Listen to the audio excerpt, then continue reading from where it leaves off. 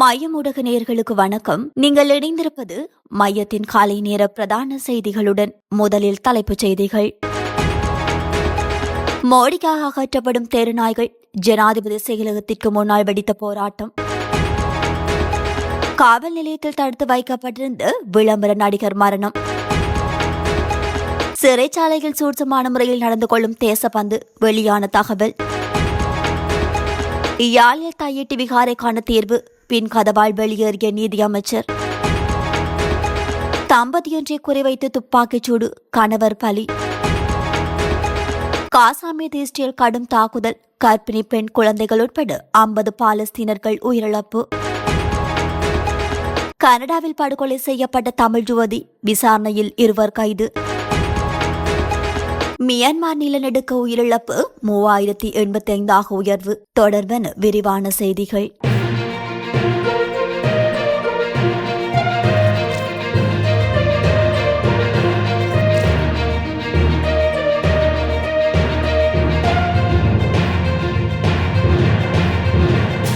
இந்திய பிரதமர் நரேந்திர மோடியின் இலங்கை விஜயத்தின் போது வேதியைச் சுழவுள்ள பகுதிகளில் இருந்து தெருநாய்களை அகற்றுமாறு இலங்கை அரசாங்கம் சுற்றறிக்கை விடுத்துள்ளது. குறித்த விடயத்திற்கு விலங்குகள் நல அமைப்புகளும் ஆர்வலர்களும் கடும் எதிர்ப்பு தெரிவித்து வருவதாகவும் தெரிவிக்கப்பட்டுள்ளது. இது விலங்குகள் நலனுக்கு எதிரானது, நெறிமுறையற்றது, விலங்குகளின் உயிருக்கு ஆபத்தை விளைவிக்கின்றது மற்றும் நீண்டகால மனித நாய் மேலாண்மை திட்டங்களை மீறுகிறது என எதிர்ப்பை வெளிப்படுத்தி வருகின்றனர். அந்த வகையில் இலங்கையில் உள்ள சுற்றுச்சூழல் மற்றும் விலங்கு உரிமை ஆர்வலர்களின் குழுவான ராரி ஸ்ரீலங்கா கொழும்பில் அமைந்துள்ள ஜனாதிபதி செயலகத்திற்கு முன்னால் எதிர்ப்பு ஆர்ப்பாட்டம் ஒன்றை முன்னெடுத்திருந்தமை குறிப்பிடத்தக்கது. வெலிக்கடி காவல் நிலையத்தில் தடுத்து வைக்கப்பட்டிருந்த இளைஞனொருவர் திடீர் சுகவீனம் காரணமாக வைத்தியசாலையில் அனுமதிக்கப்பட்ட நிலையில் உயிரிழந்துள்ளார். வெலிக்கடி பகுதியில் உள்ள ஒரு வீட்டிற்குள் நுழைந்ததாக கூறி அந்த பகுதி மக்கள் 119 என்ற காவல்துறை அவசர பிரிவுக்கு அழைத்து குறித்த இளைஞனை காவல்துறையினரிடம் ஒப்படைத்தனர். காவல்துறையினரால் தடுத்து வைக்கப்பட்டிருந்த அவர் திடீர் சுகவீனம் காரணமாக மொல்லேரியா வைத்தியசாலையில் அனுமதிக்கப்பட்ட பின்னர் உயிரிழந்ததாக தெரிவிக்கப்படுகின்றது. இந்த சம்பவம் தொடர்பாக காவல்துறை அதிகாரிகள் உட்பட 20 பேரிடம் வாக்குமூலம் பதிவு செய்யப்பட்டுள்ளதாக நோகேகட குற்றப்புலனாய்வு பிரிவு தெரிவித்துள்ளது. உயிரிழந்தவர் மீககவள பகுதியைச் சேர்ந்த 26 வயதுடைய நடன கலைஞர் மற்றும் விளம்பர நடிகர் எனவும் விசாரணைகளில் தெரிய வந்துள்ளது. சிறைச்சாலையில் அடைக்கப்பட்டுள்ள பதவியிடை நீக்கம் செய்யப்பட்டிருக்கும் போலீஸ் மா அதிபர் தேசப்பந்து தென்னகோன் மிகவும் சூட்சமான முறையில் அதிகாரிகளிடம் தனது நடத்தையை வெளிப்படுத்துவதாக தெரிவிக்கப்படுகின்றது. மேலும் விசாரணைகளின் போது மிக அதிகமான பொய்யான தகவல்களை அவர் கூறுவதாக போலீஸ் அதிகாரிகளை மேற்கோள் காட்டி தகவல்கள் கிடைக்கப்பெற்றுள்ளன. இதேவேளை பிடியாணை பிறப்பிக்கப்பட்டு அவர் தலைமறைவான முதல் நாளில் அவர் தலைமறைவாகியிருந்த இடம் தொடர்பில் மாத்திரமே இதுவரை தகவல்கள் கிடைக்கப்பெற்றுள்ளதாகவும் தெரிய வருகின்றது. விசாரணைகளின் போது பொய்யான தகவல்களை வெளியிடுவதுடன் சூட்சமான முறையில் தனது நடத்தையை வெளிப்படுத்துவதாகவும் தெரிவிக்கப்படுகின்றது. அத்துடன் மகேந்திர மாதுஷ் மற்றும் ஹரக்கட்டா உள்ளிட்டவர்களை விட மிகவும் சூட்சமான முறையில் தேசப்பந்து நடந்து கொள்வதாக மேலும் தெரிவிக்கப்பட்டுள்ளது. தையிட்டு தேச விகாரை வெடிவிப்பு தொடர்பான முக்கிய கலந்துரையாடலில் அரசாங்கத்தின் சார்பாக கலந்து கொண்டு நீதியமைச்சர் ஹர்ஷன நாணயக்கார உள்ளிட்ட அரசு தரப்பு பிரதிநிதிகள் தேர்வு குறித்த காத்திரமான பேச்சுவார்த்தைகள் ஏதுமின்றியும் ஊடகங்களை புறக்கணித்தும் பெண் கதவு வழியாக வெளியேறியமை சர்ச்சையை ஏற்படுத்தியுள்ளது. பொதுமக்களின் காணிக்குள் அத்துமீறி கட்டிடப்பட்ட தையிட்டி விகாரை விடுவிப்பு குறித்து தேசிய ஐக்கியத்திற்கும் நல்லிணக்கத்துக்குமான அலுவலகம் ஊடாக ஏற்பாடு செய்யப்பட்ட கலந்துரையாடல் நேற்றைய தினம் யாழ்ப்பாணம் நாகவிகாரையில் இடம்பெற்றது.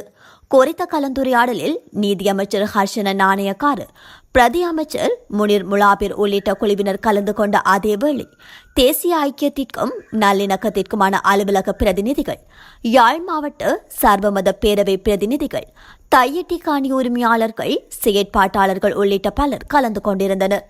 இந்த கலந்துரையாடல் நடைபெற்றுக் கொண்டிருக்கும் போதே வெளியே வந்த அமைச்சர்கள் உள்ளிட்ட அரசாங்கத்தின் பிரதிநிதிகள் பிரதான நுழைவாயிலில் ஊடகவியலாளர்கள் காத்து நின்ற நிலையில் பெண் கதவு வழியாக வெளியேறி சென்றுள்ளனர்.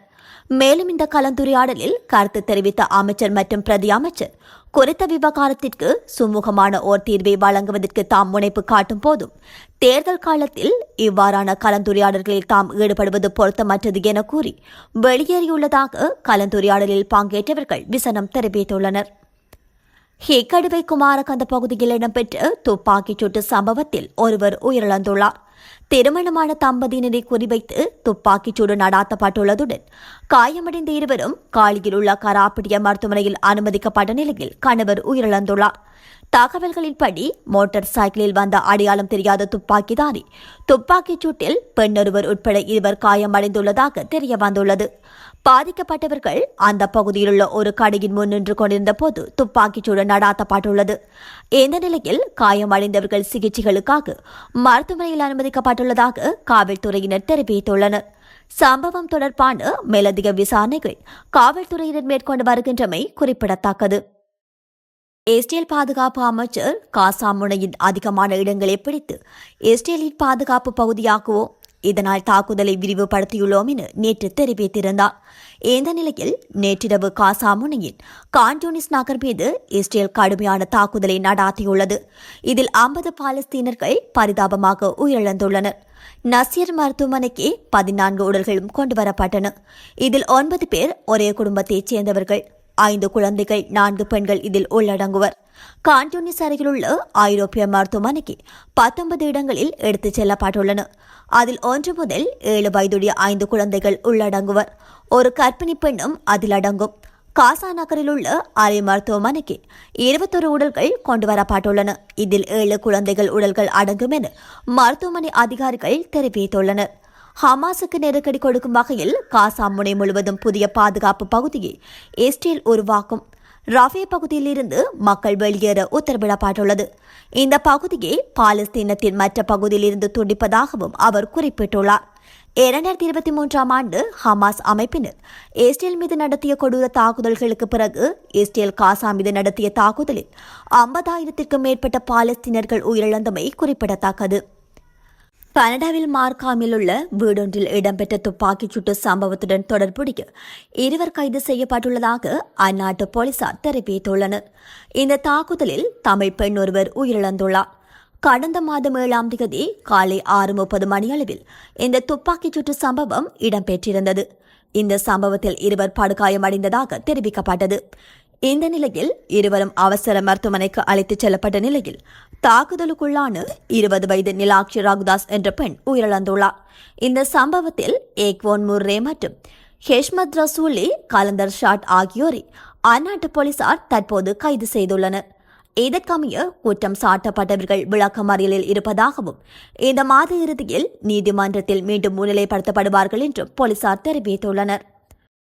மியான்மரில் நிலநடுக்கத்தால் உயிரிழந்தோரின் எண்ணிக்கை 3085 உயர்ந்துள்ளதாக அந்நாட்டு அரசு தெரிவித்துள்ளது. மியான்மரில் கடந்த வெள்ளிக்கிழமை 7.7 ரிக்டர் அளவிலான சக்தி வாய்ந்த நிலநடுக்கம் ஏற்பட்டது. அந்நாட்டின் 2வது மிகப்பெரிய நகரான மண்டலே நகருக்கு அருகில் இதன் மையப்பகுதி காணப்பட்டது.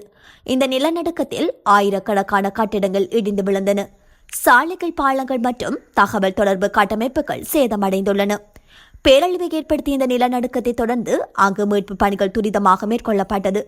இந்த நிலையில் கட்டிட இடிபாடுகளில் இருந்து மேலும் பலரின் உடல்கள் மீட்கப்பட்டதை தொடர்ந்து உயிரிழந்தோரின் எண்ணிக்கை நேற்றைய தினம் 3085 உயர்ந்துள்ளதாக மியான்மர் அரசு தெரிவித்துள்ளது. மேலும் 4515 பேர் காயமடைந்துள்ளதாகவும் 341 பேரை காணவில்லை எனவும் அரசு தெரிவித்துள்ளது. இந்த நிலையில் நிலநடுக்கத்தால் பாதிக்கப்பட்ட இடங்களில் தகவல் தொடர்பு துண்டிக்கப்பட்டுள்ளது. பல இடங்களுக்கு செல்ல முடியாத நிலைமையும் ஏற்பட்டுள்ளது. எனவே உயிரிழப்பு இன்னும் அதிகமாக இருக்க வாய்ப்புள்ளது என்று உள்ளூர் ஊடகம் தெரிவிக்கின்றது. இத்துடன் மையத்தின் காலை நேர பிரதான செய்திகள் நிறைவு பெறுகின்றன. நன்றி.